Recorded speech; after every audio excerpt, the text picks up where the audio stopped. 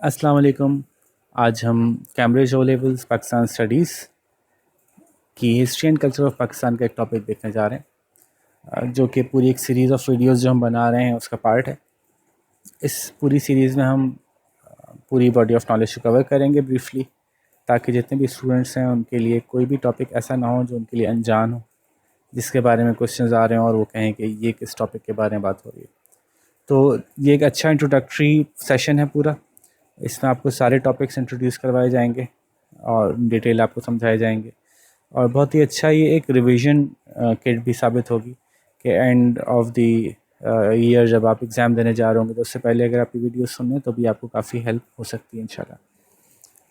तो शुरू करते हैं। आज का जो हमारा टॉपिक है वो बेसिकली एक सर्टेन एरा को कवर कर रहा है। अगर आप लोगों को याद हो तो पाकिस्तान स्टडीज़ के इस सेक्शन में कुछ एराज़ कवर हुए हैं। सबसे पहले एक है जी मुग़ल एम्पायर के हवाले से डिस्कशन है, और फिर आपको याद होगा मुग़ल्स के बाद जो है एक डिस्कशन है हमारी जो इन्फ्लुएंसेस थे या इन्फ्लुएंसर्स जो थे, मेन वो लोग जिन्होंने के इन्फ्लुएंस किया पाकिस्तान मूवमेंट की तरफ बात बनी, वो कौन कौन थे। और उसके बाद थोड़ी सी डिस्कशन है ईस्ट इंडिया कंपनी,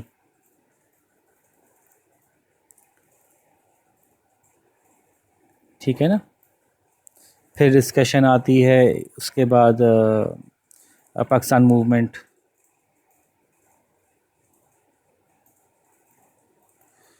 फिर डिस्कशन आती है फॉर्मेशन ऑफ पाकिस्तान से लेकर अब तक क्या हालात है। तो ये कुछ 5-6 जो टॉपिक्स हैं इनको हमने डिस्ट्रीब्यूट किया हुआ है। आज जो हम डिस्कशन करने जा रहे हैं वो डिस्कशन है उन इन्फ्लुएंसर्स के बारे में जिन्होंने के पाकिस्तान मूवमेंट को क्रिएट होने में उनकी वजह से काफ़ी हेल्प मिली है, उनका इम्पोर्टेंट इन्फ्लुएंस रहा, ठीक है। उनमें से भी जो हम कवर करेंगे वो सर सैयद अहमद ख़ान से पहले वाले करेंगे अभी आज के इस टॉपिक में, क्योंकि सर सैयद अहमद ख़ान को हम कवर करेंगे जब हम ईस्ट इंडिया कंपनी को देखेंगे, ठीक है जी। तो स्टार्ट करते हैं। अगर आपको याद हो तो हम मेजर जो सिलेबस हमने डिस्कस किया था, जो इन्फ्लुएंसर्स इनको हमने डिस्कस करना है, उनमें कौन कौन है। उनमें सबसे पहले हैं जी शाह वलीउल्लाह,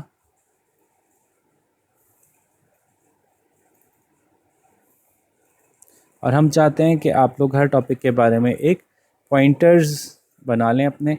एक पेज रजिस्टर का ऐसा हो कि उस पूरे पेज में काफ़ी इन्फॉर्मेशन मौजूद हो इस टॉपिक के बारे में।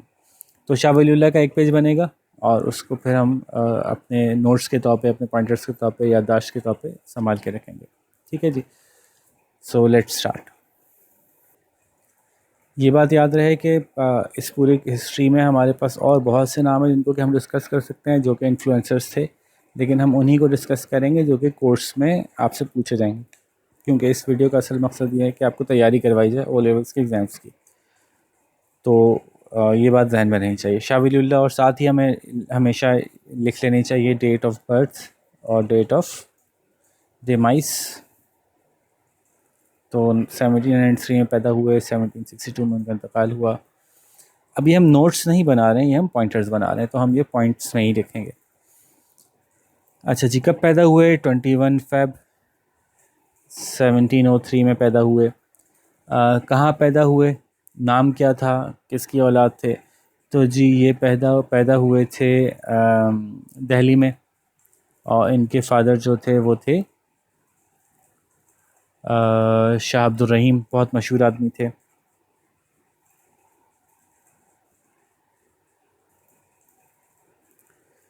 और इन्होंने ही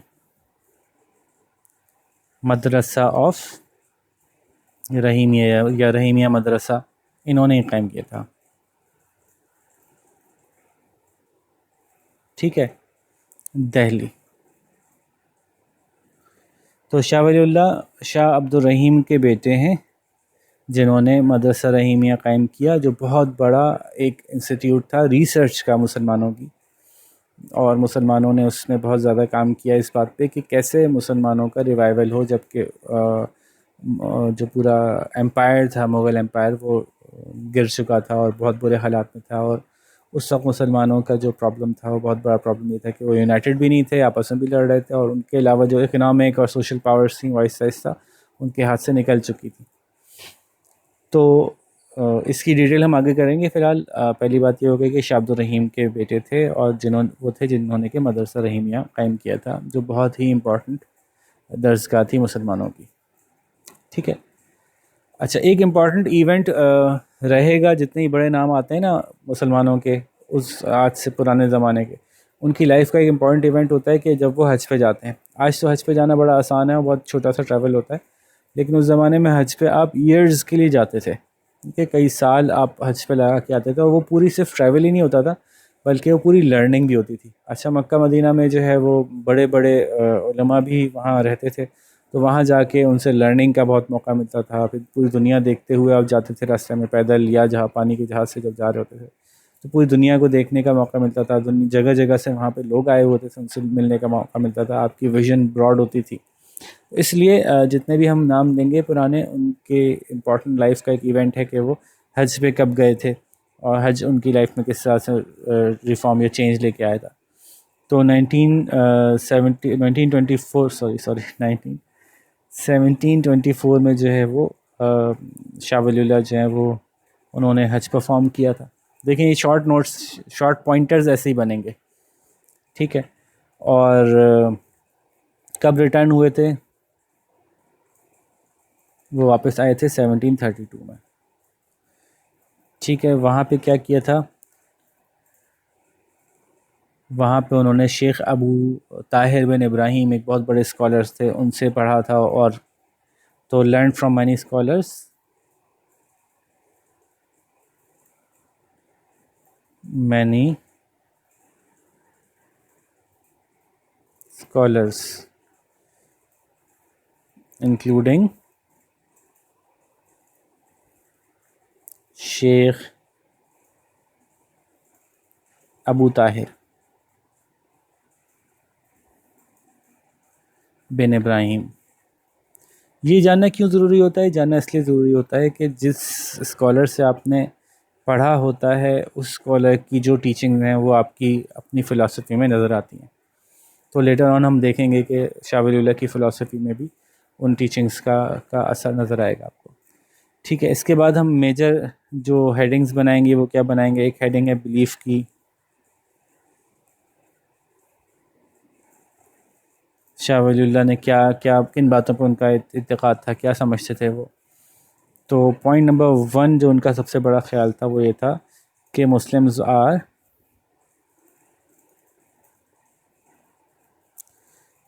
डिसयूनाइटेड। ठीक है, एंड फेसिंग इकोनॉमिक एंड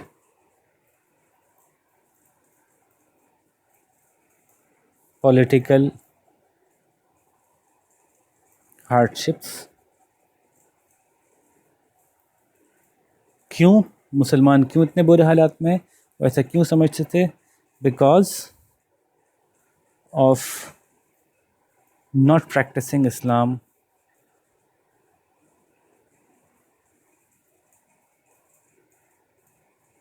ये उनका सबसे मेजर बिलीफ था। उनका ख्याल ये था कि चूँकि मुसलमान इस्लाम की प्रैक्टिस नहीं कर रहे हैं, इसलिए मुसलमान बहुत ज़्यादा बुरे हालात में आ गए हैं, या यूनाइटेड नहीं रहे हैं, और वो इकनॉमिक और पॉलिटिकल हार्डशिप्स फेस कर रहे हैं। जैसे मैंने कहा, उस ज़माने में मुग़ल्स का ज़वाल हो चुका था, मुसलमानों की जो पावर थी वो टूट चुकी थी, और मुसलमान बहुत बुरे हाल में हर तरफ से पिट रहे थे। एक तरफ से हिंदूज से, एक तरफ से मराठास, जो हिंदूज़ मराठास, सिख्स से, उसके अलावा जो एक्सटर्नल पावर्स थी वो भी कुछ ना कुछ जहन बना रही थी कि मुसलमानों को किस तरह से कब्ज़ा किया जाए। तो ये सारे हालात वो देख रहे थे, और उनका बड़ा मशहूर इस हवाले से कोट भी है कि जी अगर इन हालात में रहे, इसी तरह से हम रहे, तो फिर हम ख़त्म हो जाएंगे, हमारा नामो निशान मिट जाएगा।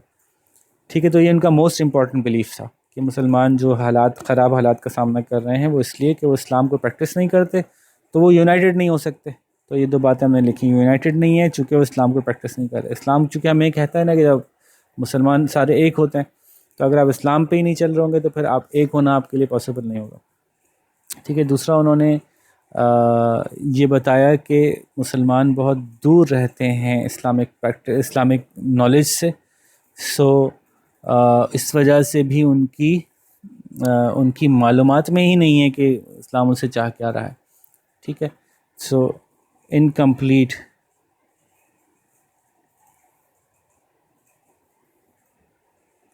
knowledge of Quran and Islamic principles.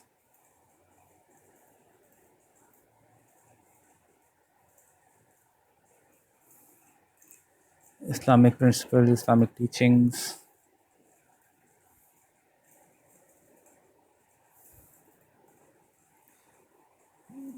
has led to the demise of Muslims. Short लिख रहा हूँ तो बस जमाइस पर रोक देते हैं कि कुरान और हदीस की मालूमात और इस्लामिक प्रिंसिपल्स की मालूमात ना होने की वजह से मुसलमानों की तनज़्ज़ुली हो रही है। अमल नहीं करते इस्लाम पे, इस्लाम के बारे में मालूमात भी नहीं है। ठीक है। तो फिर वो ये चाहते थे कि हम सब जो है वो the sectarian divide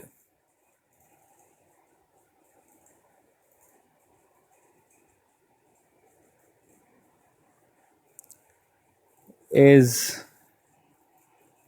a great cause of a decline।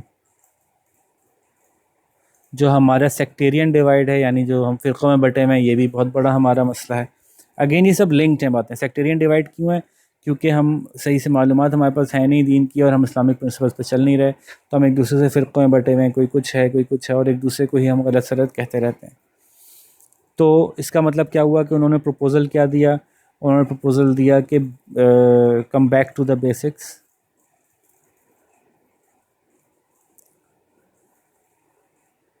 Basics that are agreed upon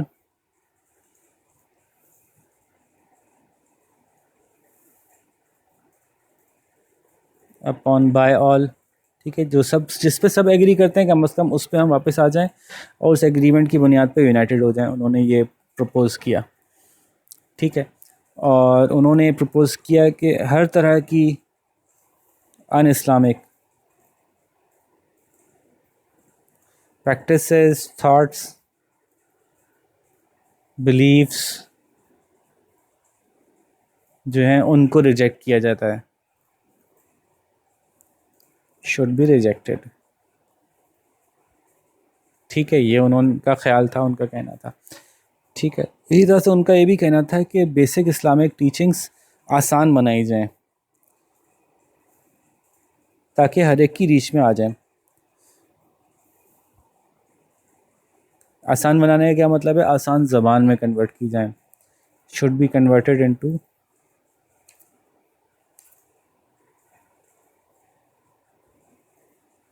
presented in easier language।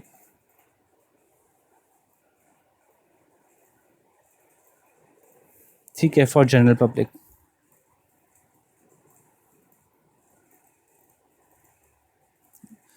तो उन्होंने क्या किया कि उन्होंने एक प्रपोज़ किया, या उनका ख्याल था कि जो कुरान की नॉलेज है या दीन की नॉलेज है, उसको आसान अल्फाज में लोगों तक पहुंचना चाहिए। ठीक है जी। तो ये है बेसिक बिलीफ्स उनके, कि मुसलमान की सबसे बड़ी वजह ये है डिमाइस की, उनके गिरने की, कि वो यूनाइटेड नहीं है। और वो यूनाइटेड इसलिए नहीं है कि इस्लाम प्रैक्टिस नहीं करते, और उनको मालूमात ही नहीं है। ठीक है। उनको मालूमात ही नहीं है, उनको मालूमात ही नहीं है कुरान और इस्लामिक प्रिंसिपल्स की। और हमारा जो फ़िरका वारियत हुई है, ये बहुत बड़ी वजह है हमारे गिरने की। तो इसलिए हमें बेसिक्स की तरफ वापस आना चाहिए। जो मोस्ट इम्पॉर्टेंट चीज़ें जिन पे सब एग्री करते हैं, उस पर वापस आना चाहिए। और जितने अन इस्लामिक एक्टिविटीज़ या अन इस्लामिक प्रैक्टिसेस और बिलीफ्स हैं, उनको छोड़ना चाहिए, और इस्लामिक टीचिंग्स को आसान करके, आसान ज़बान में, आसान अल्फाज में लोगों तक पहुँचाना चाहिए, ताकि सब लोगों की मालूमात पूरी हो सके। ये इनके बिलीफ्स हैं। ठीक है। शाह वलीउल्लाह के बारे में हम आगे चलते हैं कि शाह वलीउल्लाह ने क्या क्या काम किए। तो शाह वलीउल्लाह के वर्क्स को देखते हैं। कोशिश कीजिएगा कि ये पूरी इन्फॉर्मेशन आपके पास एक ही पेज में आ जाए, फिर मज़ा आएगा। अगर एक रजिस्टर के पेज में पूरा, तो छोटा छोटा के तरह लिखिएगा, ताकि एक पेज आपने टर्न किया और शाह वलीउल्लाह का पूरा टॉपिक कवर हो गया आपका। ठीक है, तो हम वर्क्स के बारे में थोड़ी सी बात करते हैं कि शाह वलीउल्लाह ने क्या काम किए। तो शाह वलीउल्लाह के काम क्या क्या थे। शाह वलीउल्लाह ने सबसे पहले तो ख़ुद रोल मॉडल बने। शाह वलीउल्लाह ख़ुद से उन्होंने presented himself as a role model. Presenting का मतलब ये नहीं होगा कि उन्होंने मशहूर किया अपने आप को, मतलब उन्होंने ख़ुद से काम करना शुरू किया कि सबसे पहले मैं तो सही हूँ, मैं अपनी इस्लाह तो करूँ। Himself as a role model. अरे भाई, रोल मॉडल, ठीक है, ऑफ पाइटी, नेकी का, नेक नेक नेक नेक काम करने का, नेकी पे अमल करने का रोल मॉडल बन के दिखाया उन्होंने खुद से। ठीक है, तो पहला उनका बड़ा इम्पोर्टेंट काम ये था कि उन्होंने जो कहा उस पर ख़ुद अमल किया। ठीक है, अच्छा, दूसरी बात उन्होंने इनके इम्पोर्टेंट काम में से क्या थी, ट्रांसलेटेड द होली कुरान। इस पर काफ़ी इख्तलाफ था, बहुत से लोगों ने उनसे इख्तलाफ किया इस बारे में। इनटू पर्शियन, उन्होंने कुरान को पर्शियन में ट्रांसलेट किया। बहुत से लोग कहते थे कि नहीं, कुरान को उसकी अपनी असली हालत में रहने, उसका ट्रांसलेशन नहीं होना चाहिए। लेकिन शाह वलीउल्लाह का कहना था कि नहीं, आम आवाम को कुरान की मीनिंग समझना चाहिए, क्योंकि आवाम में बहुत से लोग अरबी नहीं समझते, तो उनको कुरान समझने के लिए उनकी ज़बान में ट्रांसलेट करना चाहिए। अच्छा, उस ज़माने में मुसलमानों में पर्शियन बहुत लाजमी ज़बान थी, सभी लोगों को, सब मुसलमानों को अमूमन पर्शियन आती थी, तो उन्होंने पर्शियन में किया। और बाद में उनके जो बेटे थे उन्होंने ट्रांसलेट किया उर्दू में।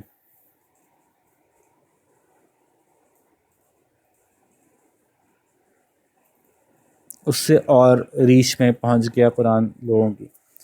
तो ये एक बहुत इम्पॉर्टेंट काम था। ना सिर्फ इम्पॉर्टेंट इस तरह से था, बल्कि एक उन्होंने एक ऐसा काम किया था उनसे पहले किसी ने नहीं किया था, तो उसके बाद फिर बहुत लोगों ने कुरान को और ईजियर ट्रांसलेशंस में कन्वर्ट किया। तो ये एक ऐसा काम था जो उनसे शुरू हुआ था, तो वो इस काम के समझ लें कि इनिशिएटर्स में से थे, शुरू करने वालों में से थे, इसलिए बहुत इम्पोर्टेंट काम माना जाता है। और इसकी वजह से भी लोगों को कुरान की बेसिक प्रिंसिपल समझने में, एक दूसरे से यूनाइट होने में थोड़ी आसानी मिली।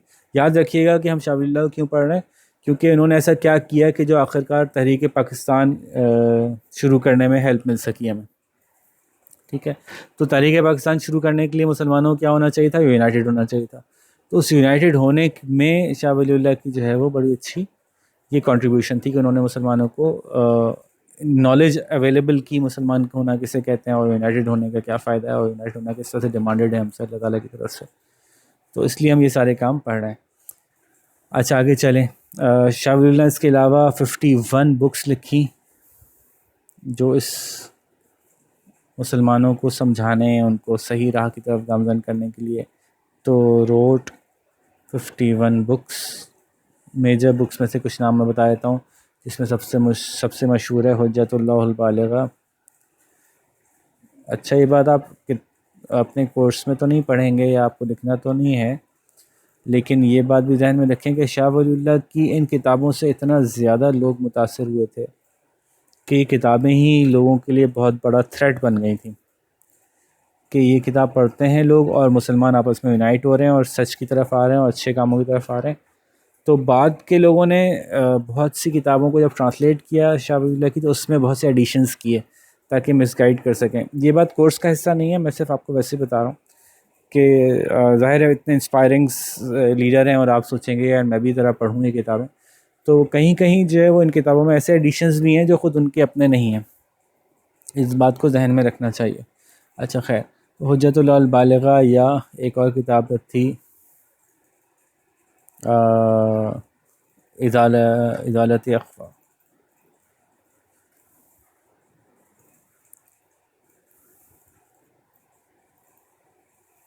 ठीक है, तो बहुत सी किताबों में से ही मैंने 2 नाम लिख दिए, इज़ालत अख्फा। अच्छा, तो ये बीच का मिटा दें, आप समझे नहीं है।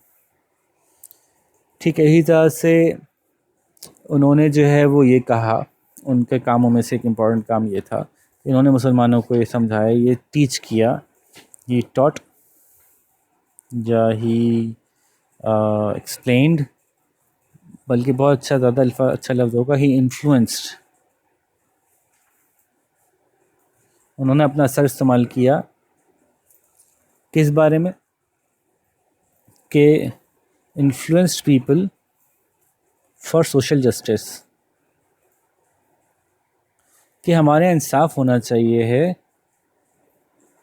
इंडियंस के साथ रहते रहते इंडियन में कास्ट सिस्टम था, कास्ट सिस्टम की वजह से जो गरीब लोग होते थे उनको बहुत बुरा समझते थे, किसान वगैरह। मुसलमानों में तो ये मसला था, होना नहीं चाहिए था, लेकिन इंडियंस के साथ रहते रहते हमारे अंदर काफ़ी आ गया था।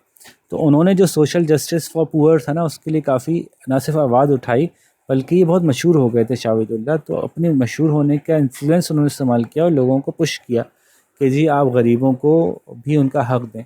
अच्छा, हक़ जब गरीबों को मिलता है तो गरीब थोड़ा सा मैच्योर हो जाते हैं और वो थोड़ा सा अपनी आवाज़ बुलंद करते हैं कि जी हमें चाहिए था। वाकई हम जब गरीब स्ट्रेंथन होते हैं तो आवाज़ उठा सकते हैं, और ये आवाज़ उठाना काम आया लेटर ऑन पाकिस्तान मूवमेंट में हमारे, कि हमने अगर गरीब को स्ट्रेंथन किया तो गरीब ने फिर हमारी मदद की ये इस मूवमेंट को आगे बढ़ाने में। तो हम इन सब चीज़ों को रिलेट करेंगे पाकिस्तान मूवमेंट के साथ। ठीक है जी। अच्छा जी, आगे चलें। शाह वलीउल्लाह का एक और बहुत इम्पोर्टेंट काम ये था कि जो मरहटाज थे और जो सिख थे, तो उनके ख़िलाफ़ उन्होंने ऑर्गेनाइज़ करवाया प्रॉपर बाकायदा जिहाद जिसको कहें, या आर्म मूवमेंट। ठीक है, तो organised arm movement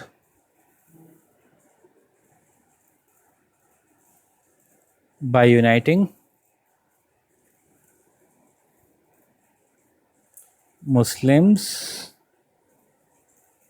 of subcontinent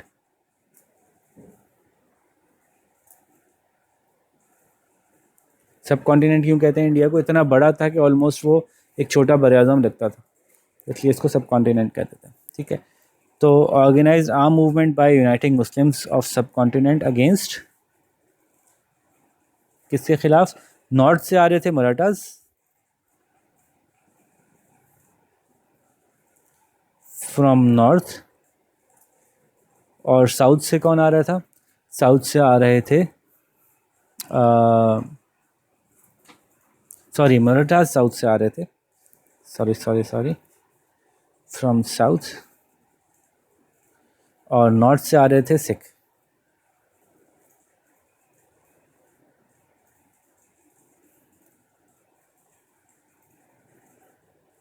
और इस मूवमेंट के अंदर उन्होंने बहुत से जो नोबल्स थे, मुस्लिम नोबल्स, मुस्लिम बड़े बड़े ख़ानदान थे, बड़े बड़े लीडर्स थे, उन सबको उन्होंने ख़त लिखे। ठीक है, उनको यूनाइट किया, और यहाँ तक कि उन्होंने जो बहुत एक मशहूर बादशाह था अहमद शाह अब्दाली, उसको भी इनवाइट किया। कहाँ का था? अफ़गानिस्तान का, कि तुम भी अपनी फ़ौज लेके मुसलमानों की मदद के लिए आओ, क्योंकि मुसलमानों को एक दूसरे की ज़रूरत जब होती है तो एक दूसरे की मदद करना एक मुसलमान का दूसरे मुसलमान के ऊपर फ़र्ज़ होता है। तो उन्होंने उनकी टीचिंग्स, चूँकि जैसे हमने कहा ना कि इतनी वाइड स्प्रेड हो गई थी, इतना ज़्यादा रिगार्ड था उनकी बातों का, कि अहमद शाह अब्दाली उनकी बात को रिफ्यूज़ नहीं कर सके, और दूसरे मुल्क में होने के बावजूद वो अपनी फ़ौज लेके और यहाँ पर आया, और यहाँ पर आकर उन्होंने हेल्प किया यहाँ के लोकल मुसलमानों को, कि वो ऊपर और नीचे दोनों इलाकों के जो फ़ौजें थीं उनसे लड़ भी सकें और उनको शिकस्त भी दे सकें। ठीक है, तो उन्होंने अहमद शाह अब्दाली को बुलाया, और उसके नतीजे में इन्होंने जो है वो बड़ी मशहूर जंग लड़ी, बहुत मशहूर जंग थी, जो थी पानीपत की जंग, 1761 में लड़ी गई थी, जिसमें मुसलमानों ने मराठास को हराया था। ठीक है,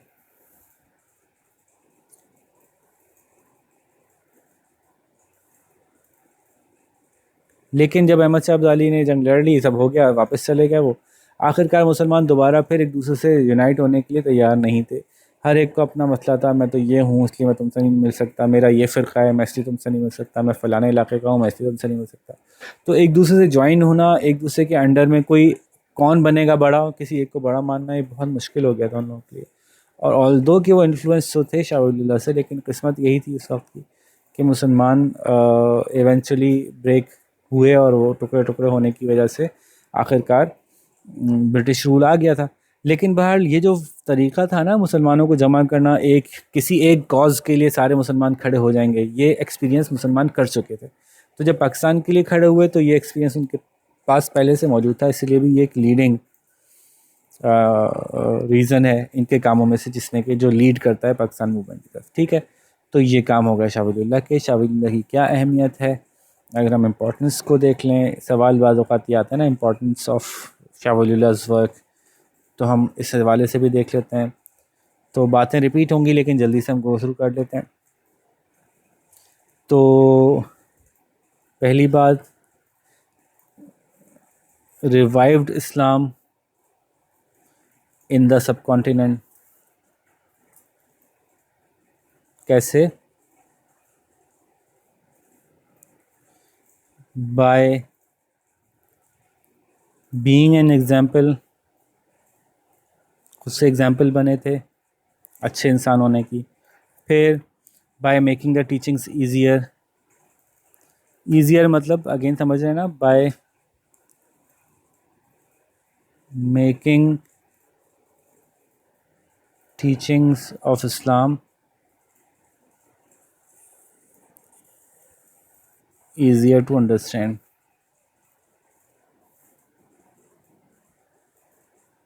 ठीक है, तो ये उनका एक काम था।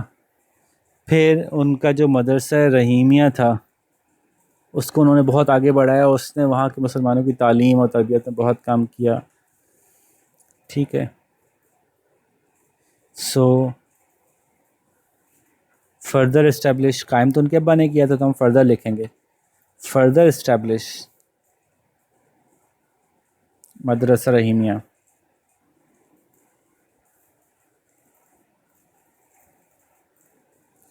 और वो क्यों, उससे क्या हुआ, that played an important role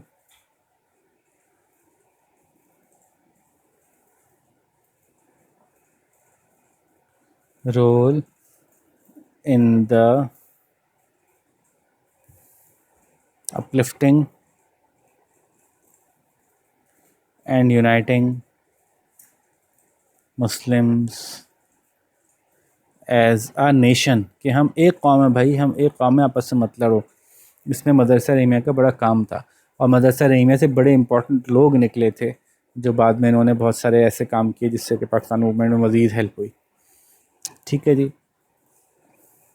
अच्छा, और इनकी इम्पोर्टेंस क्या थी जी इस पाकिस्तान मूवमेंट के हवाले से देखें तो क्या लिख लिया हमने, सब कानून, हाँ, his struggle to end sectarian divide,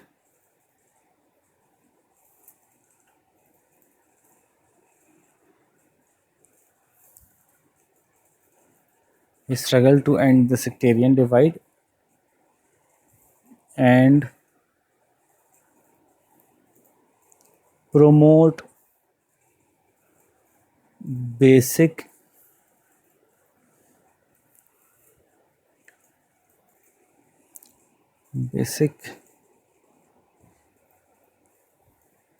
principles of Islam. So his struggle to end sectarian divide and promote basic principles of Islam led to, उससे क्या हुआ, Muslims gaining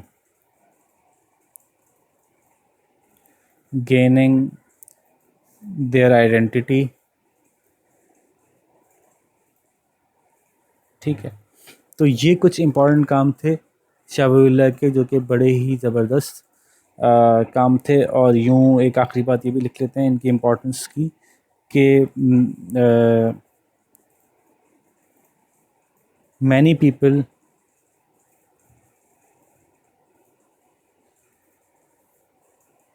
who learned from him from him or the Madrasa Rahimia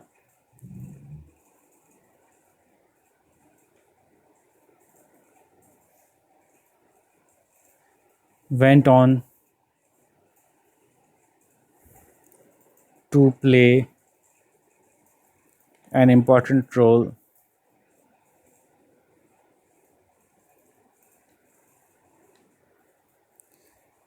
that led to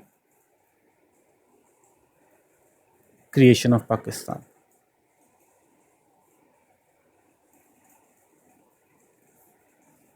of Pakistan. ठीक है जी। तो ये शाह वलीउल्लाह की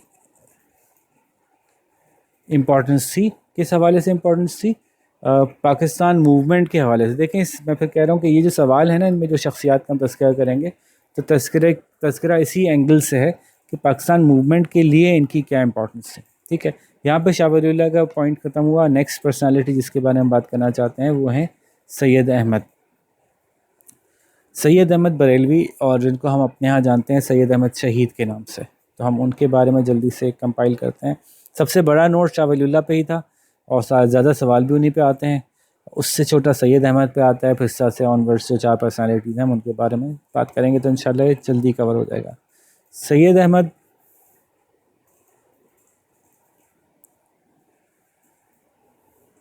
बरेलवी या सैयद अहमद शहीद 1786 में पैदा हुए थे। 1831 में उनका इंतकाल हुआ था। मैन ऑफ एक्शन थे। ठीक है, बड़ी कोशिश करते थे कि वो कुछ अमली तौर पे कर सकें। ठीक है, गरीब आदमी थे। और पहला पॉइंट जो हमें याद आएगा इनके लिए वो क्या आएगा? स्टडीड इन मदरसा रहीमिया। ठीक है, अब ये कनेक्शन बना आपका। ठीक है, तो वहाँ से उन्होंने बेसिक तालीम अपनी हासिल की और उनको ये अंदाज़ा हुआ कि दीन क्या है और इस्लाम के लिए मुझे क्या करना चाहिए। तो 1806 में उन्होंने वहाँ से तालीम हासिल की, मदरसा रहीमिया ज्वाइन किया उन्होंने। ठीक है, अच्छा, शाह वलीउल्लाह के बेटों के साथ उन्होंने तालीम हासिल की, तो हम यहीं लिख देते हैं under the sons of Shah Waliullah.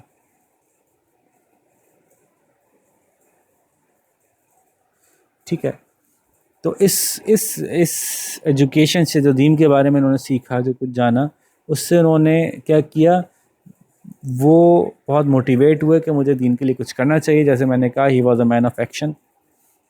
तो was a man of action, तो उन्होंने अपने आप को वॉलंटियर किया कि मैं मुसलमानों की जहाँ जहाँ स्ट्रगल्स हो रही हैं, जो दुश्मनों से लड़ रहे हैं, वहाँ पे मैं अपनी खिदमत पेश करना चाहता हूँ। चूँकि मदरसे से आए थे, तो उन्होंने जो है वो आमिर ख़ान के नाम से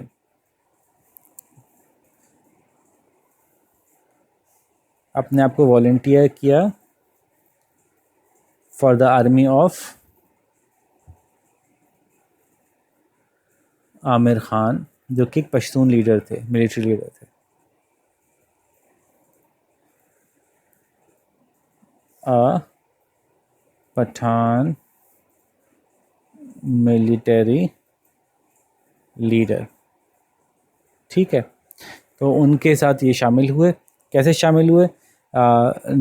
इमाम के तौर पे शामिल हुए, एज अ प्रेयर लीडर, इमाम के तौर पे शामिल हुए। लेकिन फिर उनकी सलाहियतें थी और शौक़ था वैसा था कि वो फिर बड़े ज़बरदस्त फ़ौजी के तौर पे भी जाने जाने लगे। And an apt soldier. ठीक है, बड़े अच्छे सिपाही भी बन गए वो। और कुछ ही दिनों में उनको सिपाहियों की कमांड भी दे दी गई। और नवाज़ पढ़ा ही रहे थे वहाँ पे, वहाँ के लोगों के, तो वो मशहूर होना शुरू हो गए। तो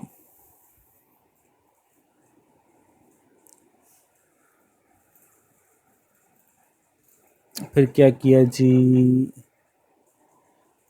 बिकेम फेमस फॉर हिज पाइटी, नेकी के लिए, and ideas of freedom, and unity. ये सारे आइडियाज़ उनको कहाँ से आए होंगे? ज़ाहिर है जो जो शाह वलीउल्लाह का स्टूडेंट है, उनके मदरसे का स्टूडेंट है, उसके अंदर ये चीज़ें मौजूद ही होंगी। ठीक है जी। सो ये उनकी बेसिक्स थी कुछ। अब हम उनकी बिलीव्स और वर्क्स को देखते हैं। अच्छा, एक चीज़ तो रह गई कि जैसे मैंने कहा था कि उस ज़माने के लोगों के लिए हज किया था जी उन्होंने, कब? 1821 में, इन 1821 में। और रिटर्न कब हुए थे? रिटर्न इन 1823 में।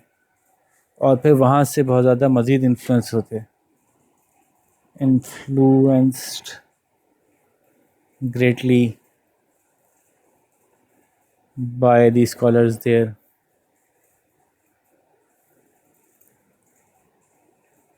ठीक है जी, वहाँ के स्कॉलर्स से काफ़ी इन्फ्लुएंस हुए थे। अच्छा, अब हम देखते हैं उनके बिलीफ्स पे, या वो क्या सोचते थे, उनका क्या ख्याल था। काफ़ी चीज़ें आपको समझ में आ ही गई होंगी। पहली बात क्या, ही बिलीव्ड के नंबर वन, चूँकि मैन ऑफ एक्शन थे, तो उनका ख्याल था कि Muslims freedom can only come from armed struggle.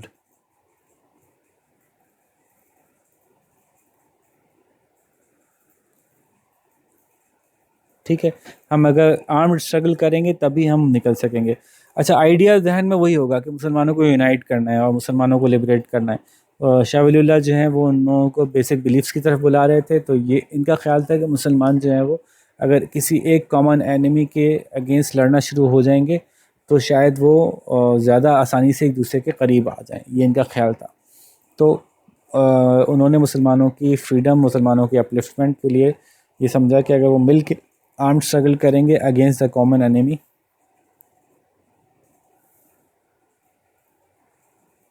तो वो आसानी से यूनाइट हो जाएंगे। ठीक है, तो इस ख्याल से उन्होंने स्ट्रगल को इनिशिएट करना चाहते थे। ठीक है, यही तरह से वो ये समझते थे कि ऐसे लोगों को आपके साथ होना चाहिए जो कि तैयार हों दुनिया की आसानियाँ छोड़ने के लिए और मुसलमानों की मदद करने के लिए, एक पूरी एज अ नेशन अपने आप को बिल्ड करने के लिए ऐसे लोग आपके आसपास होने चाहिए जो कि कुर्बानी देने के लिए तैयार हों। ठीक है, so he himself and his followers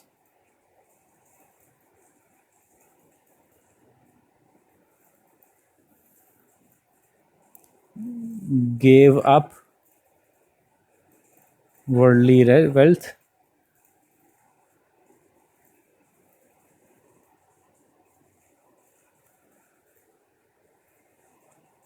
to improve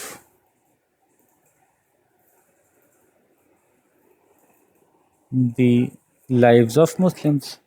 अपनी दुनियादारी छोड़ छाड़ के, जो किसी प्रोफेशन में था उसने अपना प्रोफेशन छोड़ा, जो किसी काम में था उसने अपना काम छोड़ा, और मुसलमानों की ज़िंदगियाँ बेहतर बनाने के लिए उन्होंने आगे कदम बढ़ाया। तो ये भी एक बड़ा नोबल कॉज होती है कि आप अपनी पर्सनल गेंस, अपनी पर्सनल मज़े छोड़ के जो है वो दूसरों के फ़ायदे या दूसरों की अपलिफ्टमेंट के लिए आप आगे बढ़ें। ठीक है, सैयद मोहम्मद शहीद ने जो है वो बाकायदा स्टार्ट किया, जिहाद मूवमेंट स्टार्ट की थी। बड़ी प्रॉपर उन्होंने इसका एक दाग बिल डाली थी कि जी जिहाद मूवमेंट जो है वो अगर हमने शुरू कर दी तो ही हम गैर मुस्लिम के जो भी हमारे ऊपर इन्फ्लुएंसेस हैं और जो कंट्रोल्स हैं उससे बाहर निकल सकेंगे। ठीक है, सो इनिशिएटेड द जिहाद मूवमेंट बिलीविंग, क्योंकि बिलीव्स की बात करें तो हम यह बात करेंगे believing that this movement will मैं तो जल्दी जल्दी में लिख रहा हूँ तो स्पेलिंग से थोड़ा सा इग्नोर कीजिएगा, आप सही लिखिएगा, मेरी स्पेलिंग कॉपी ना करें अगर गलत हो रही है कहीं तो मैं थोड़ा घसीट रहा हूँ फटाफट लिखने के लिए। ठीक है, तो उन्होंने ये बिलीव किया कि ये मूवमेंट जो है क्या करेगी, ये दो काम करेगी, यूनाइट मुस्लिम्स, फ्री देम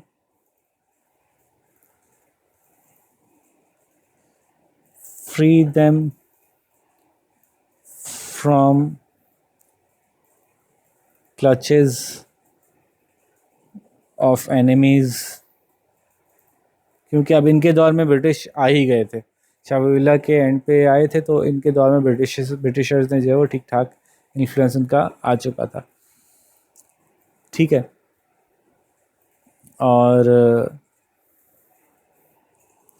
जिहाद मूवमेंट या ये आर्म्ड स्ट्रगल जो है मुसलमानों को यूनाइट भी करेगी, उनको फ्री भी करेगी एनिमीज से, ठीक है, और उनको नेक भी बना देगी, उनकी लाइफ में से नॉन मुस्लिम प्रैक्टिसेस जो हैं वो नॉन इस्लामिक प्रैक्टिसेस भी निकाल देगी,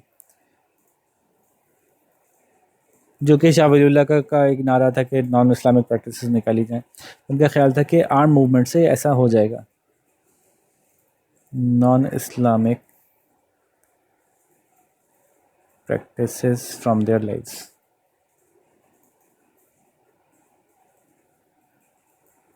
ठीक है जी, ये बात हो गई। अब हम बात करते हैं कि इन्होंने किया क्या क्या है, उनकी ज़िंदगी में क्या क्या हुआ था, वर्क्स पे बात करते हैं। तो शाह वलीउल्लाह ने जो है वो 1823 गालिबन, मैं अगर सही याद कर रहा हूँ तो, यस, तो पहला पॉइंट है, इन 1823 उन्होंने क्या किया, इस्टेब्लिश की जी, उन्होंने की जिहाद movement start.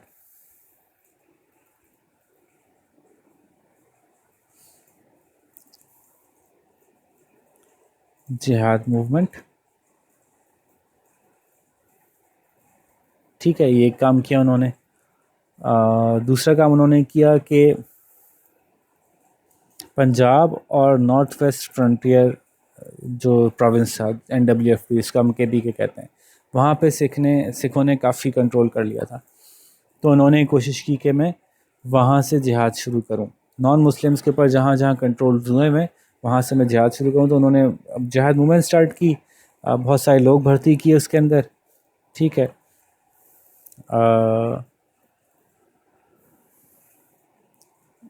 enlisted many in his army,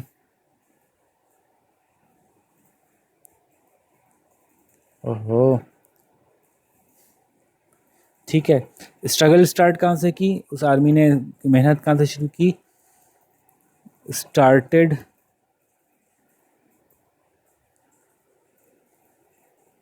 struggle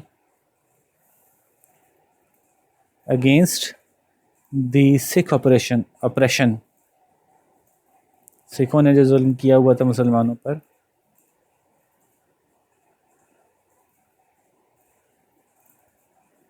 कहाँ कहाँ, पंजाब में और नॉर्थ वेस्ट फ्रंटियर जो एरिया था NWFP, वहाँ से उन्होंने स्टार्ट किया।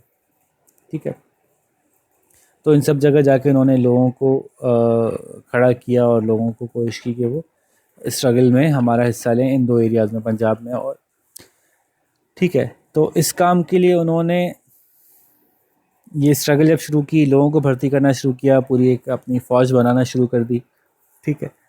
तो इस काम के लिए उन्होंने जो है वो 1826 में पेशावर में अपना हेडक्वार्टर बनाया कुछ अरसे के लिए।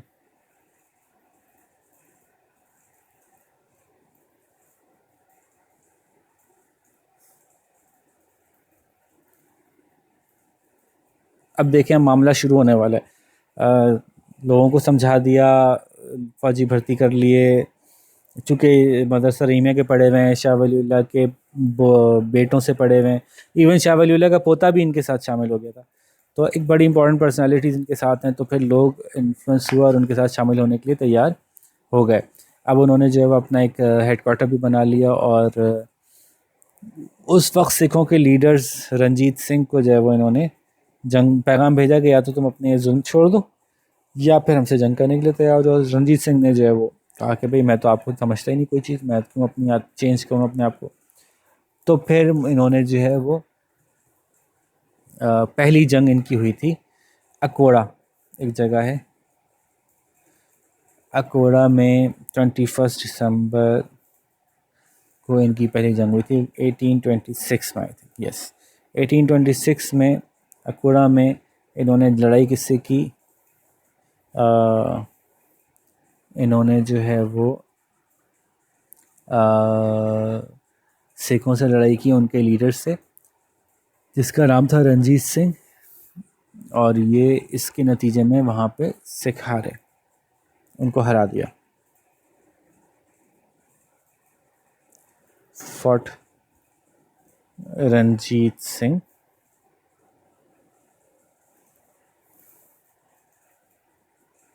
And defeated. अच्छा, ये डिफीट जो होती है ना, ये पूरी आर्मी या पूरे नेशनल डिफीट नहीं होती, मतलब एक स्पॉट था जहाँ पे दो फौजें आपस में लड़ी और उस बैटल के अंदर वो जीत गए। इस बैटल में जीतने की वजह से, अच्छा इनकी आर्मी में जो लोग थे, जैसे मैंने कहा कि बहुत से लोगों ने आर्मी भर्ती किया, इनकी आर्मी में नेक कोई बुजुर्ग आ गए, कोई इमाम साहब आ गए, कोई कोई किसान आ गया, कोई इस तरह के वर्कर्स आ गए जो बुरे हालों में थे, सताए हुए थे, जुल्म हो रहे थे उनके ऊपर, वो लोग इनकी आर्मी में शामिल हो गए। जबकि उधर जो सिख आर्मी थी वो पूरी ट्रेंड बाकायदा प्रॉपर फोर्स थी। तो जब इन्होंने उनको हराया तो इसका ठीक ठाक असर हुआ और मज़ीद लोग उनके साथ जो है वो शामिल हुए, और मल्टीपल मौक़ों पे इन्होंने इस तरह से उनको जगह जगह शिकस्त देना शुरू कर दी। तो आहिस्ता आहिस्ता उनकी जो फ़ौज की तादाद थी वो तकरीबन पहुंच गई वो 80,000 तक।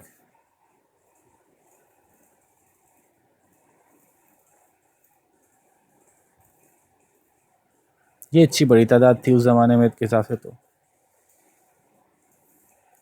लेकिन शाह वलीउल्लाह ने जो बात कही थी कि भाई सेक्टेरियन इश्यूज़ जो हमारे हैं ना, फ़िरका वारियत, एक दूसरे को बुरा समझना, हालांकि सब मुसलमान हैं, उसके बावजूद एक दूसरे के अंदर नुक्स निकालना, मसाइल निकालना, अपने आप को ज़्यादा अच्छा समझना, ये चीज़ वहाँ मौजूद थी। जब बहुत सारे लोग जमा हुए ना, शुरू शुरू में तो खाली इन्होंने सेलेक्टेड लोग या अच्छे लोग या आम लोग भर्ती हुए थे। जब बड़े बड़े ट्राइबल लीडर्स ज्वाइन करना शुरू किया ना, तो फिर उनके अपने मसले थे, नखरे थे, ये नहीं मैं इससे साथ नहीं लड़ूंगा, मैं ऐसे नहीं लड़ूंगा, मैं यहाँ नहीं लड़ूंगा, आगे मैं नहीं लड़ूंगा, पीछे मैं नहीं लड़ूंगा, मुझे वहाँ रखना है, ये लोग सही नहीं है, फलाने लोग सही नहीं है, ये अच्छे नहीं है। तो ये वाले मसाइल जो हैं वो इनके साथ आना शुरू हो गए थे, जिसको कि इन्होंने काफ़ी फेस किया, और इसकी वजह से काफ़ी चेंजेस इन्होंने अपने प्लान्स में इनको करते रहना पड़े। बार बार बाहर से कम लड़ाई हो रही होती थी, अंदर में ज़्यादा मसाइल चल रहे होते थे। तो हम ये बात लिखेंगे, face strong opposition from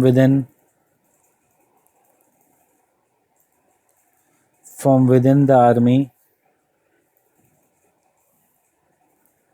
by quarreling, आपस में लड़ते हुए, बल्कि हम इसको लिखते हैं आपस में झगड़ते हुए, quarreling, squabbling, QARRE, ठीक है, quarreling, squabbling, ट्राइबल लीडर्स, ठीक है, उनकी वजह से शदीद इनको अपोजिशन थी, शदीद वो इख्तलाफ करते थे स्ट्रैटेजी से, ऐसा नहीं करो, ऐसा नहीं करो, ठीक, और यही आखिरकार नतीजा बनी इस पूरी तहरीक के अंजाम का। ठीक है जी। तो हालांकि एक बड़ी तादाद ने उनको अपना इमाम मान लिया था, was given the title of इमाम, बाद लोग उनको इमाम मेहदी भी कहते थे, by many making him an authority.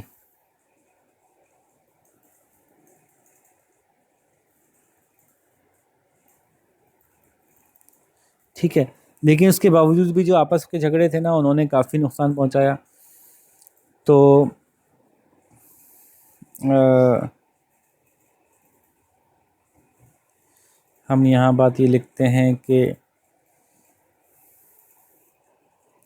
Non unity and fractions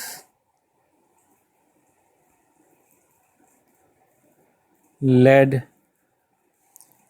to make him, उनको मजबूरन क्या करना पड़ा, शिफ्ट करना पड़ा अपना हेडक्वार्टर,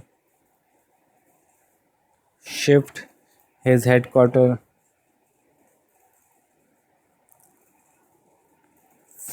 टू बालाकोट। बालाकोट में अपना हेडक्वार्टर शिफ्ट किया। बालाकोट में क्या ख़ास बात थी, बालाकोट जो है वो चारों तरफ पहाड़ों से घिरा हुआ है, तो दुश्मन की वहाँ पे एक्सेस आसान नहीं थी, एक ही रास्ते से दुश्मन आ सकता था। लेकिन वहाँ भी उनके आपस के लड़ाइयों के अंदर जो है वो कुछ लोगों ने राज फाश कर दिया कि सीक्रेट रास्ता कहाँ है, कहाँ से लोग घुस के आ सकते हैं। और वहीं पे फिर जो है वो दुश्मनों ने बड़ी ज़बरदस्त स्ट्रेटजी अपनाई कि उन्होंने जो है वो मिलजुल के उनको काफ़ी तरफ से फंसा दिया। अच्छा, आगे देखें क्या हुआ। अच्छा, बालाकोट जब पहुँचे थे, बालाकोट पहुँचने जस्ट पहले एक काम हुआ था कि एज फर्स्ट नियर, मेरे ख्याल से कहाँ था, अटक अकोड़ा के करीब, हाँ अकोड़ा के करीब जो है वो इन बैटल, इनकी लड़ाई हुई थी सिक्स से।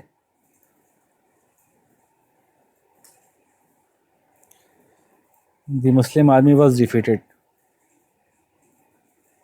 क्यों डिफीट हुई थी,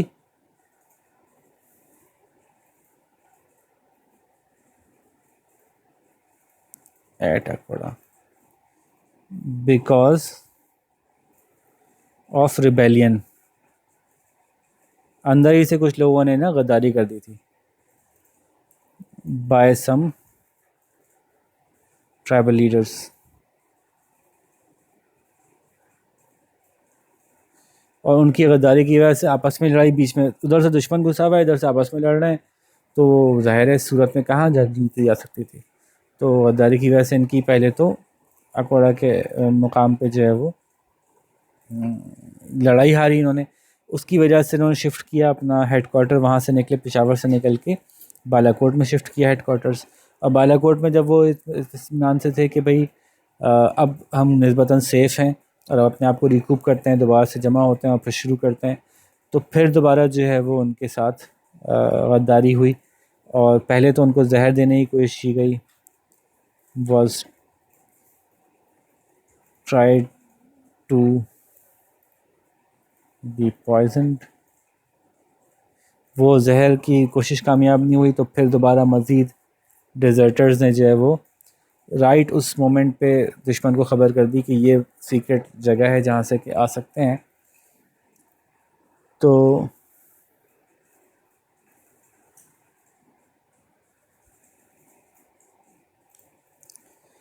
was try to poison, and rebels from within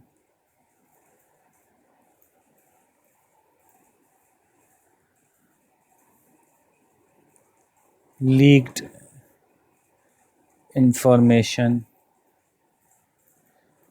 to enemy how to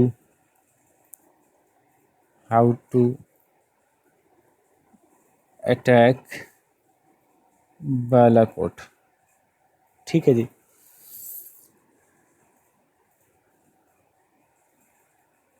उसके बाद इन्होंने आखिरी कोशिश की, इनका जो रिबल्स थे उनमें एक यार मोहम्मद साहब थे, वो उनके उनके बेटे भी थे, क्या सुल्तान मोहम्मद ख़ान उनके भाई थे। इन सब लोगों ने जो है वो इनके ख़िलाफ़ अच्छा खासा रिबेलियन करने के बाद ना सिर्फ ये कि अलग हो गए, बल्कि दुश्मन को सपोर्ट भी करते रहे। ठीक है।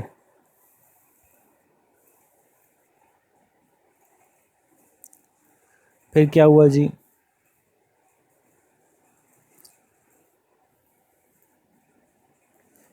जब बालाकोट का के जो सीक्रेट रास्ते थे वो दुश्मन को बता दिए गए, तो फिर आखिरी जंग हुई, बैटल ऑफ बालाकोट।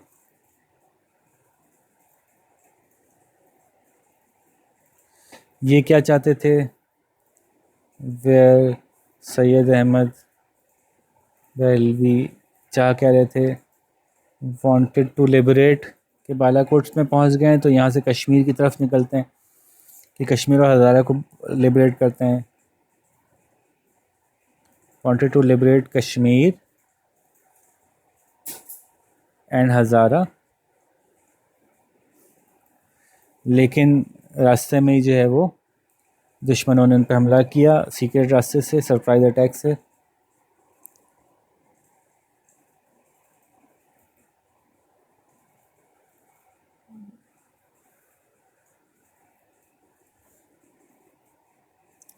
जिसका कि सारा पता, जैसे मैंने आपको बताया, कि उनको दुश्मनों ने दिया था, और ये इन्फॉर्मेशन लीक की हुई थी दुश्मनों ने कि कहाँ से आप अटैक करेंगे तो इनके ऊपर, इनको अंदाज़ा भी नहीं होगा, आप पीछे से इनके ऊपर आके हमला कर पाएंगे।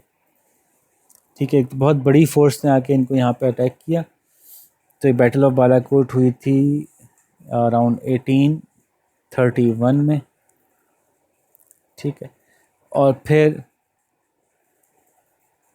Way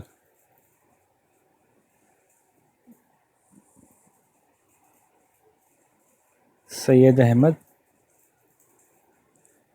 and Shah Ismail. शाह इस्माइल कौन थे? मैंने ऐसे बताया था, शाह इस्माइल जो शाह वलीउल्लाह के पोते थे, तो वो इनके साथ थे। ये दोनों जो हैं वो शहीद हो गए थे।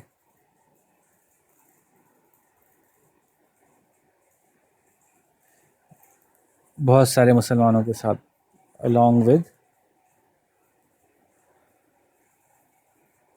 मैनी मुस्लिम सोल्जर्स।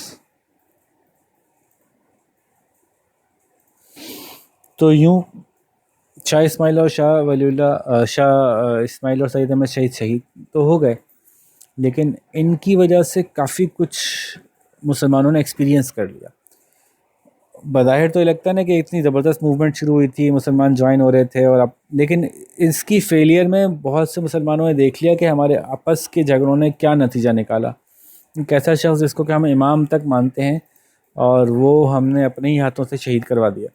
और इस तरह की गलतियाँ, इस तरह के झगड़ों से जो है वो क्या नतीजे निकले। एक तो ये सीखा मुसलमानों ने कि ना यूनाइट होने का क्या नुकसान हुआ। दूसरा, मुसलमानों ने ये भी सीखा कि अगर हम मिलके खड़े हो जाएं तो अच्छा खासा डैमेज किया था इन्होंने सिखों को, अच्छा खासा इन्होंने जो है वो नाक में दम कर दिया था। तो हालांकि तादाद में कम होते थे, तो ये भी सीख लिया था मुसलमानों ने कि ये पॉसिबल तो है, ये मूवमेंट, ये स्ट्रगल करना एनिमी के ख़िलाफ़ पॉसिबल है। तो मुसलमान जो बिल्कुल एक फीलिंग में आ गए थे ना कि हम अब कुछ नहीं कर सकेंगे और दुश्मन पर हम की तरह से काबू नहीं पा सकेंगे, क्योंकि हमारे सारे लीडर्स तो ख़त्म हो गए हैं। वो जो मुग़ल से ख़त्म होने के बाद जो उनको कैफियत थी, उससे मुसलमान बाहर आ गए। उन्होंने कहा यार हम कर सके कुछ, काफ़ी तो कर सके। ऑल्दो कि ये सेल्फ ये मूवमेंट क्वाश कर दी गई, लेकिन उसके बावजूद हम काफ़ी नुकसान पहुंचा सके। तो अगर हम दोबारा स्ट्रगल करेंगे तो हम फिर से खड़े हो सकते हैं शायद।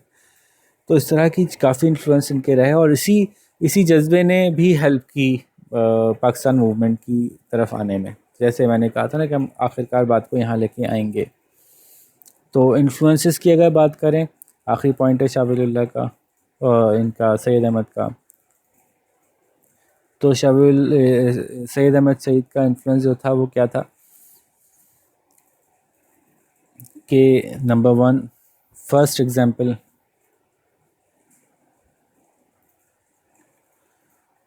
For Muslim of India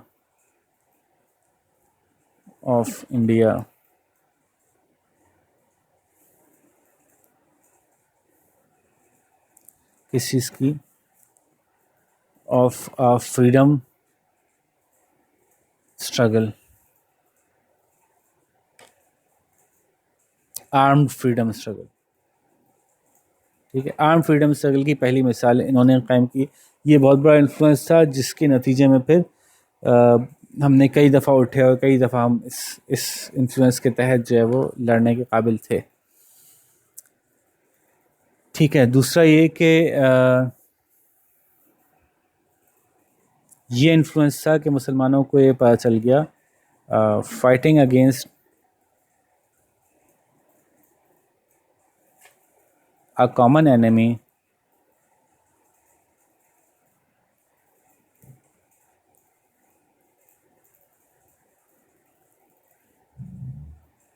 United Muslims then, उस वक्त, एंड लेटर ऑन, बाद में भी मुसलमान उसी जज्बे के तहत दोबारा जमा हो पाए। और ये कहा जाता है कि जो जिहाद movement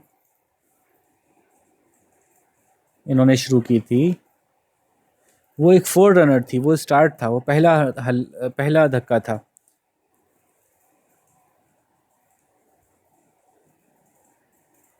was a forerunner of the Pakistan movement.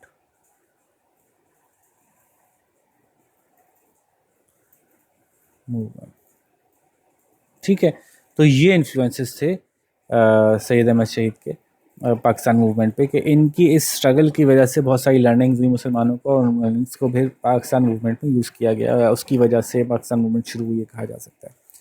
ठीक है, कोई एक इवेंट तो इसका नतीजे इस 22 में नहीं बना, लेकिन बहुत सारी वजूहत मिल के आहिस्ता आहिस्ता इस तरफ आई कि हम आखिरकार बिलाखिरकार पाकिस्तान मूवमेंट स्टार्ट कर पाए। तीसरे साहब जिनका तज़किरा करना ज़रूरी है वो है हाजी शरीयतुल्लाह। ये इनका और छोटा है। हाजी शरीयतुल्लाह कहाँ थे? हाजी शरीयतुल्लाह भी इन्फ्लुएंस थे शाह वलीउल्लाह से और सैयद अहमद से।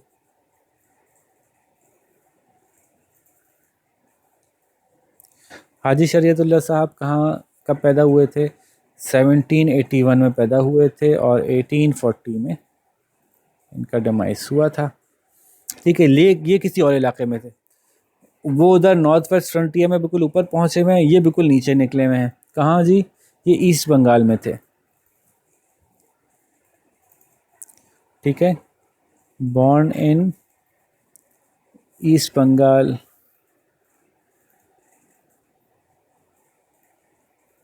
और गरीब थे, गरीब ख़ानदान से निकले थे। और फिर वही 1799 में इन्होंने हज किया, जहाँ पे के बहुत ज़्यादा इन्फ्लुएंस हुए ये वहाँ के स्कॉलर्स से, और इनको ये समझ में आया कि मुसलमान एक हो जाएं तो क्या क्या नहीं कर सकते, और हम क्यों दबे हुए हैं, क्यों दब रहे हैं। ठीक है, तो ये एक रिफॉर्म मूवमेंट इन्होंने स्टार्ट की।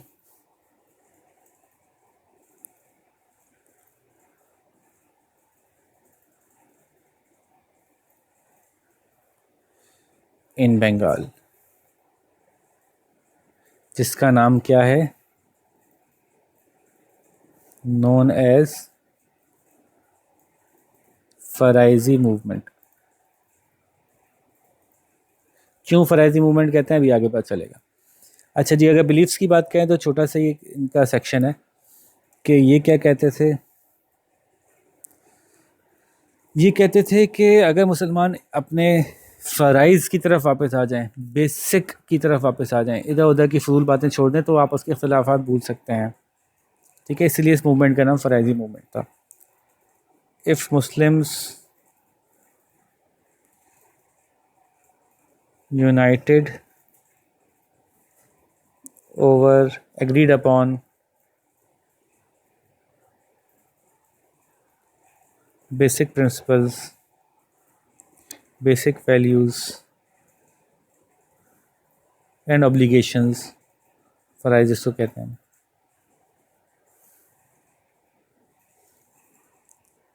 they can overcome the enemies as well।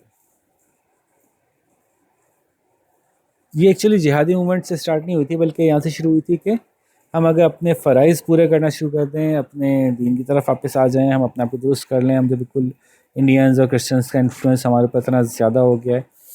तो अच्छा, बंगाल में बुरा हाल था बहुत ज़्यादा, बहुत बुरी तरह से बंगाल में जो है लोग दबाए जा रहे थे। बंगालीज वर किन के हाथों? Oppressed by zamindars. ये मशहूर है इनके लिए टर्म। बाद में तो सभी के लिए हो गई, बाद में और जगहों को भी के भी लोगों को ज़मींदार कहा जाने लगा, लेकिन इस केस में बड़ा स्पेसिफिक ज़मींदार जो थे वो ऑप्रेस करते। ज़मींदार कौन थे? वो फ्यूडल लॉर्ड्स से जिनको के ब्रिटेन बैक करते थे, बैक्ड बाय ब्रिटेन्स। ठीक है, वो बड़ी बुरी तरह से इनको प्रेस करते थे, इनके ऊपर तरह तरह के टैक्स लगाते थे, मारते थे, पीटते थे, उठा के ले जाते थे। तो फाइनेंशियली बिल्कुल किसी काबिल नहीं छोड़ा था, ना जॉब देते थे, ना तालीम देते थे।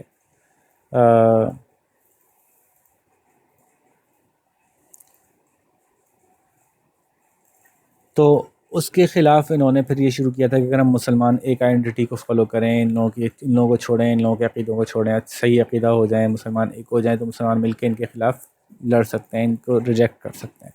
ठीक है, तो ये हालात थे। उनके बिलीव्स क्या थे कि मुसलमान अगर एक उस पर एग्री हो जाएं वैल्यू सिस्टम पे, और वो सिस्टम जो कि बेसिक है, बुनियादी फ़राइज़ पे आ जाएं, जिन बातों में एक दूसरे से इख्तिलाफ़ात हैं वो बातें छोड़ें, और बुनियादी फ़राइज़ पे अगर हम आ जाएं तो हम सब यूनाइट हो जाएंगे। और बंगालीज जो हैं बहुत ज़्यादा प्रेस की जा रहे थे ज़मींदार के थ्रू, जिनको कि ब्रिटेन्स ने बैक किया हुआ था। तो ये भी इनका एक बिलीव था कि इस ऑपरेशन को जो है वो हमें फ़ाइट करना है। अच्छा जी, इन्होंने किया क्या काम? इनके काम क्या थे? इनके इम्पोर्टेंट कामों में से सबसे पहले तो इन्होंने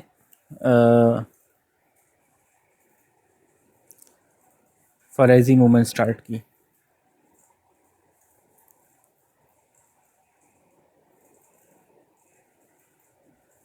फ़राइज़ी मूवमेंट, ठीक है, तफ़सीलात मैं बता चुका हूँ। अगर आप ये देख लेंगे फ़राइज़ी मूवमेंट तो आपको याद रहेगा ये क्या हुआ था इसमें। इसमें लोगों को दावत दी जाती थी कि भाई फ़राइज़ पे वापस आ जाओ, बुनियादी फ़राइज़ पूरे कर लो, बाकी चीज़ों को छोड़ो, पहले बुनियादी फ़राइज़ पूरे कर लो, बेसिक मुसलमान तो बन जाओ। लड़ रहे हो तरह तरह की बातों पे कि ये ऐसा सही है कि वैसा सही है, हाथ यहाँ मारने के वहाँ मारने, अदान ऐसे दें कि वैसे दें। भाई पहले बुनियादी मुसलमान तो बन जाओ। जब लोग मुसलमान बनने की आइडेंटिटी के साथ जुड़ना शुरू हुए तो ऑटोमेटिकली उनमें एक दूसरे से मोहब्बत और इत्तेफाक आना शुरू हो गया, इससे वो एक नेशन बनना शुरू हो गया। ठीक है, तो उन्होंने फ़राइज़ी मूवमेंट स्टार्ट की, और इन्होंने जो है वो खुद भी एक नेक ज़िंदगी गुजारते थे। Him self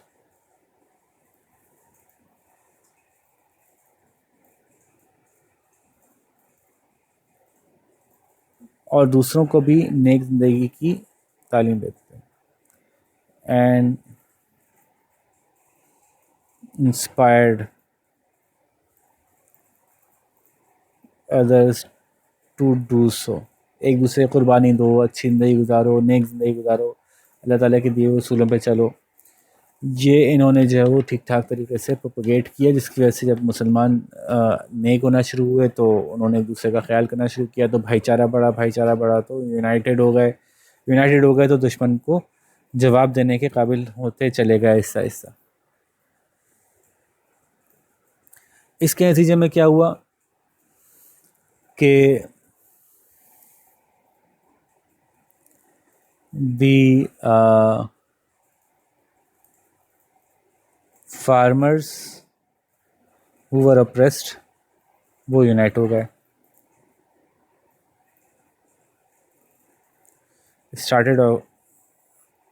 started to get united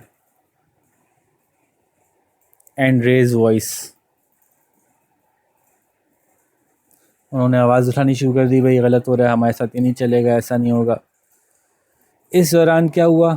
इस दौरान हादी शरीयतुल्लाह को निकाल दिया गया। अंग्रेज़ों ने देख लिया था ये तो बड़ा ख़तरनाक आदमी है भाई, तो उन्होंने इनको वहाँ से निकाल दिया, बंगाल से, और इनको ढाका की तरफ पुश कर दिया गया। ठीक है, वॉज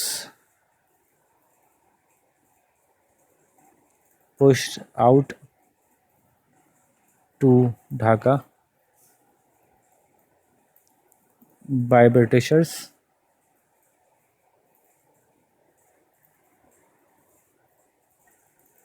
ब्रिटिशर्स ने उनको वो कर दिया था, और वेयर ही डाइड, जहाँ उनका फिर इंतकाल भी हो गया। ठीक है, लेकिन इनका काम इनके बेटे ने जारी रखा। इनके बेटे थे मोहसिनुद्दीन।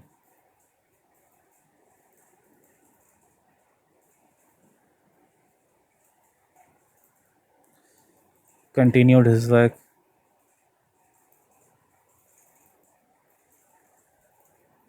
ठीक है, उन्होंने थोड़ा और स्टेब्लिश कर लिया। ठीक है, उन्होंने जो है वो formed circles of different areas.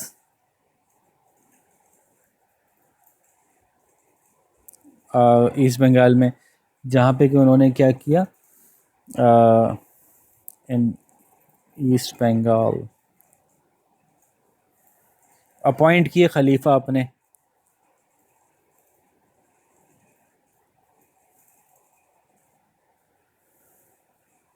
ठीक है, उनके अंडर में बाकायदा एक मूवमेंट चलना शुरू हो गया उन खलीफास के अंदर में, जो रिस्पॉन्सिबल होते थे वहाँ के लोगों की गाइडेंस के लिए।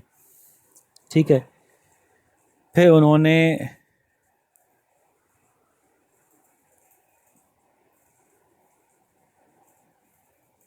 Inspired farmers to oppose unjust taxes. ये हुआ तो फिर बहुत ही आग लग गई सबको, ये क्या हो गया जो कि इम्पोज किए गए थे Hindu and British landlords.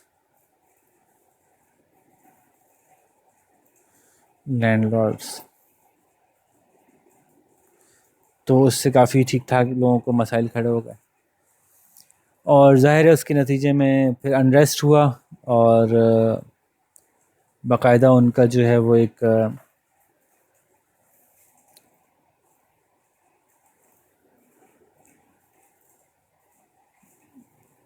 Threatened किया उन्होंने।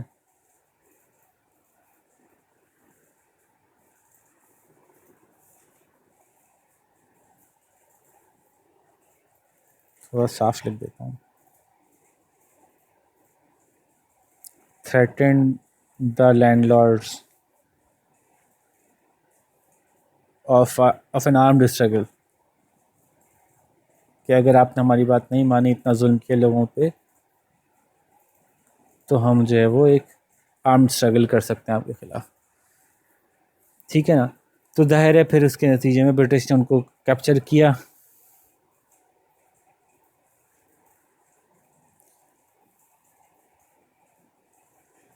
और उनको प्रिजन में रखा,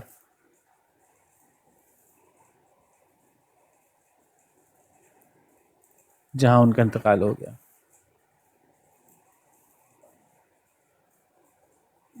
अच्छा, अब ज़ाहिर है इनका इंतकाल हो गया तो मूवमेंट भी आहिस्ता आहिस्ता ख़त्म हो गई, लेकिन अगेन ये पूरा ये फीलर ले चुके थे बंगाल के लोग कि हम ये सब कुछ कर सकते हैं, अगर कोई हमें लीड करे तो हम ये कर सकते हैं, और अपना निजात हासिल कर सकते हैं अपने अप्रेसर से। तो ये भी एक बड़ा अच्छा इम्पैक्ट था, जो कि नतीजा जिसका कि निकला कि पाकिस्तान मूवमेंट स्टार्ट हुई, और उसमें इस तरह के लोगों ने जो कि पहले से एक्सपीरियंस किए हुए थे उन्होंने भी पार्ट प्ले किया। तो जल्दी से हम इनके इन्फ्लुएंस लिखते हैं, और फिर आखिरी छोटी शख्सियत रह गए, उनको मतलब शख्सियत तो बहुत बड़ी थी, उस पर कंटेंट कम है, तो वो एक टॉपिक रह गया। इन्फ्लुएंस क्या थे जी हदीस शरीयतुल्लाह के? तो ज़ाहिर है number 1, encourage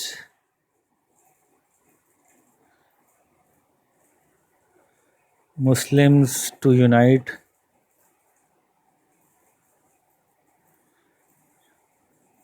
and leave the differences। ठीक है ना। और मुसलमानों का स्पिरिचुअल रिवाइवल किया इन्होंने,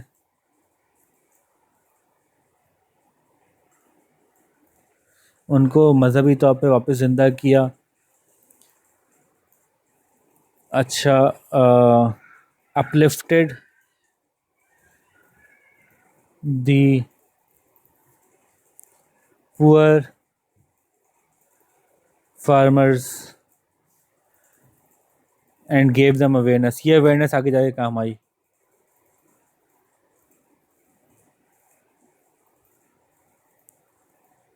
ठीक है ना. तो ये सारी जो थी, these seeds contributed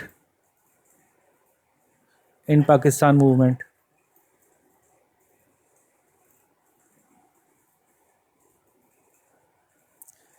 ठीक है जी. तो ये एक इनका इन्फ्लुएंस हो गया. आखिरी शख्सियत जिसके बारे में हम तज़किरा करना चाहते हैं, बिल्कुल लास्ट में जो बात हम करना चाहते हैं, वो एक छोटा सा तज़किरा है. एक मूवमेंट थी जिसमें कि अगेन उसने भी एक असर डाला. वो थे जी आपके तीतू मीर साहब. तीतू मीर साहब ने क्या किया, थोड़ा सा हम उनका इंट्रोडक्शन ले लेते हैं फटाफट से.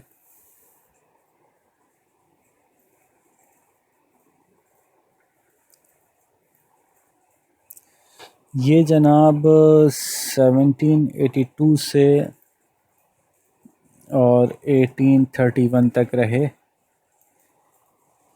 अच्छा जी, ये कहाँ से आए थे? इनका नाम तो था जी मीर नासिर अली.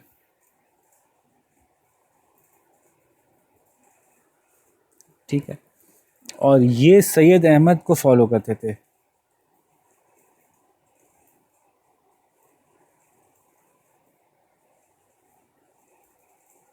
इसके बारे में एक छोटा सवाल आ जाता है, तो इसलिए हम इनको डिस्कस कर रहे हैं. सैयद अहमद को फॉलो किया करते थे. ठीक है. उनके डिसाइपल थे, उनके शागिर्द थे यूँ कहें, और मैन ऑफ एक्शन थे.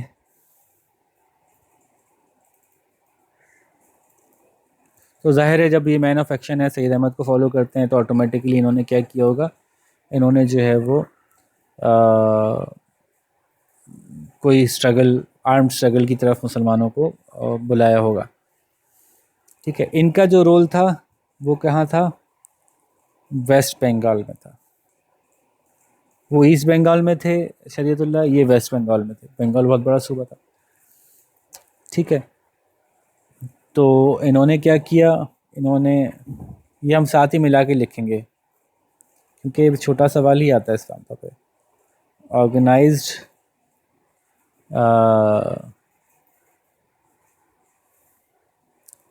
मुस्लिम्स. वहाँ भी कौन लोग थे? अगेंस्ट द ऑपरेशन ऑफ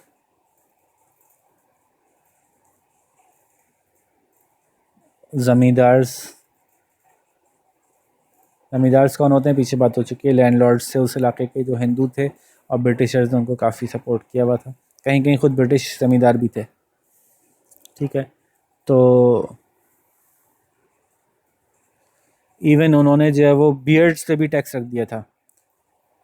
ठीक है. टैक्स ऑन बियर्ड्स भी उनके ज़माने में, उनके इलाके में डाल दिया गया था कि दाढ़ी रखोगे तो टैक्स देना पड़ेगा. तो इस पे तीतू मीर साहब ने काफ़ी मुसलमानों को एडवाइस किया कि आप जो है वो ऑर्गेनाइज़ किया कि आप उसके अगेंस्ट खड़े हो जाएं. तो यहाँ पे इन्होंने जो है वो कलकत्ता के करीब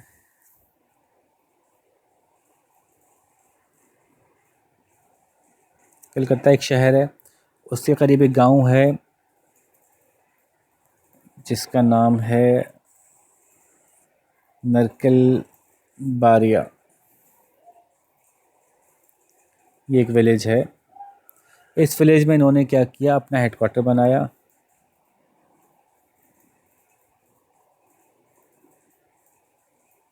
यहाँ इन्होंने अपना हेडक्वार्टर बनाया और यहाँ से इन्होंने जो है वो gathered people to form an army.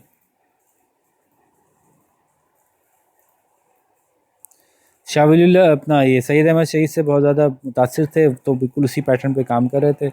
लोगों को जमा किया, छोटी सी आर्मी बनाई। अभी सोच रहे थे कि आर्मी कैसे बड़ी होगी। ब्रिटिशर्स ने देखा हुआ था सैयद अहमद शहीद को कि वो क्या कर सकते हैं, और उनको पता था ये उनके शागिर्द हैं, तो इन्होंने मौका नहीं दिया बिल्कुल भी, फ़ौरन ही। ठीक है, तो राइट अवे अभी बिगिनिंग में ही था मामला, ब्रिटिशर्स ने जो है अपनी फ़ौज भेजी,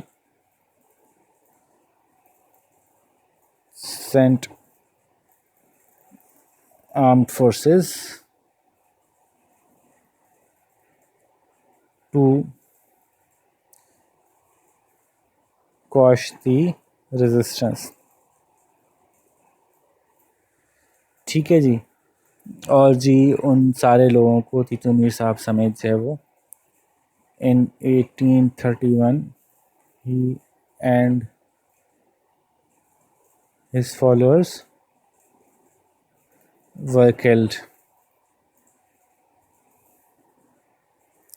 लेकिन आप ये समझ जाए ना कि यहाँ पे शहीद तो हो गए, जैसे कि सैयद अहमद भी शहीद हो गए थे, लेकिन इनका इन्फ्लुएंस क्या था कि मुस्लिम्स ऑफ बंगाल रियलाइज्ड कि number one they can organise and unite. अपने ऑपरेशन के बारे में अवेयर हो गए थे, were aware of the operation कि हमारे साथ क्या जुल्म हो रहा है,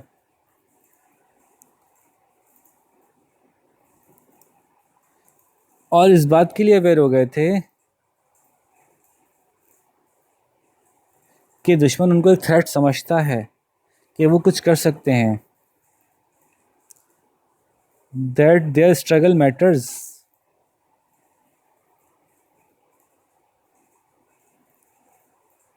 इवन इफ इट फेल्स।